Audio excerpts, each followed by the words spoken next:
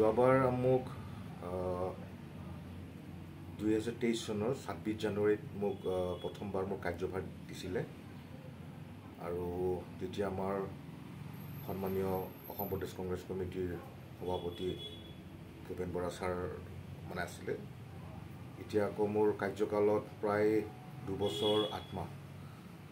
8 মাহ মই যোৱাবেলিৰ মই কাৰ্যকালখিনি মই অতিবাহিত কৰিছোঁ আৰু এইবেলিও আমাৰ সন্মানীয় গৌৰৱ গগৈ নতুন আমাৰ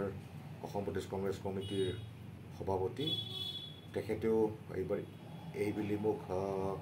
দলৰ এই দায়িত্বটো সভাপতি দায়িত্বটো জিলা সভাপতি দায়িত্বটো মোক তেখেতেও অৰ্পণ কৰিছে আৰু সেই হেতুকে মই আমাৰ কেন্দ্ৰীয় নেতৃত্ব তথা ৰাজ্যিক নেতৃত্ব গৌৰৱ গগৈ ডাঙৰীয়া, আমাৰ সন্মানীয় ৰকিবুল হুছেইন ডাঙৰীয়া, লগতে আমাৰ গোৱালপাৰা জিলাৰ আমাৰ বিধায়কসকল আৰু আমাৰ মোৰ যিখিনি সতীৰ্থ যোৱা কমিটিত মই পাইছিলোঁ, তেওঁলোকেও দলৰ ক্ষেত্ৰত যথেষ্ট তেওঁলোকে কষ্ট কৰিছে। দলৰ সাংগঠনিক ভেটি তেওঁলোকৰ কষ্টকৰ বহুতখিনি আমাৰ জিলাৰ মজবুত আমাৰ হৈছে আৰু এইবেলিও মই তেওঁলোকক মই এইটোৱে কামনা কৰিম, যিহেতু জিলা সভাপতিসকলে গোটেই দায়িত্বভাৰখিনি ল'ব নোৱাৰে, সেই হেতুকে মই সকলোৰে আমাৰ দলীয় কৰ্মকৰ্তাসকলৰ মই যোৱাবেলিৰ দৰে মোক যেনেকৈ তেওঁলোকে আঁকোৱালি লৈ মোৰ লগত সহযোগ কৰি আমাৰ সংগঠনৰ মজবুতৰ ক্ষেত্ৰত দলৰ স্বাৰ্থত যেনেকৈ কাম কৰিছে, এইবেলিও তেওঁলোকে তেনেধৰণে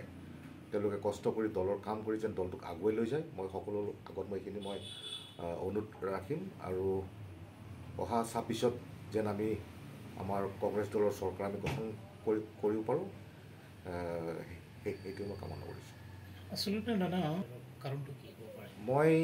যোৱাবেলি মই খুব নিষ্ঠা সহকাৰে মই দলৰ মই কাম আগবঢ়াই লৈ গৈছিলোঁ। মই যোৱাবেলি মই জিলা পৰিষদৰ সদস্য আছিলোঁ আৰু সেইটো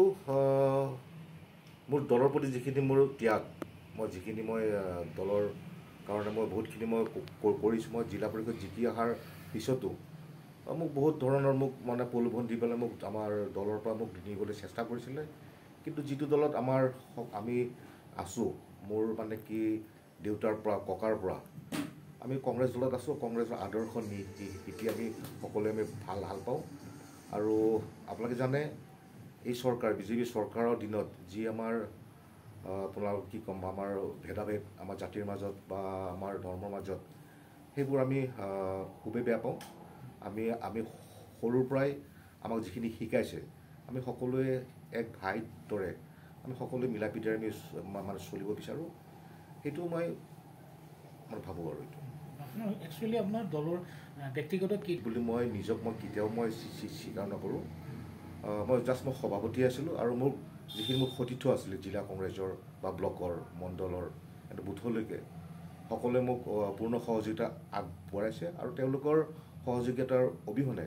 মই এইখিনি কাম কৰিব নোৱাৰিলোঁহেঁতেন। আগন্তুক 2026 চৰকাৰ কাৰ আহিব বুলি এটা জিলা প্ৰেচিডেণ্ট হিচাপে কি অনুভৱ হয়? সেইটোতো বিশেষকৈ আপোনালোকে সাংবাদিক হয়, আপোনালোকে বিশেষকৈ গম পায় এতিয়া বৰ্তমান ঢৌ টোকাৰ চলি আছে। এতিয়া আমাৰ সন্মানীয় গৌৰৱ গগৈ ডাঙৰীয়া, তেখেতৰ চব পিনে তেখেতৰ জয়ময় চলি আছে আৰু তেখেতে যোনপিনে তেওঁ মানে কি গৈছে, আপোনালোকে দেখিছে এটা বিশাল এটা জনসমাৱেশ তেওঁৰ লগত আছে আৰু বিশেষকৈ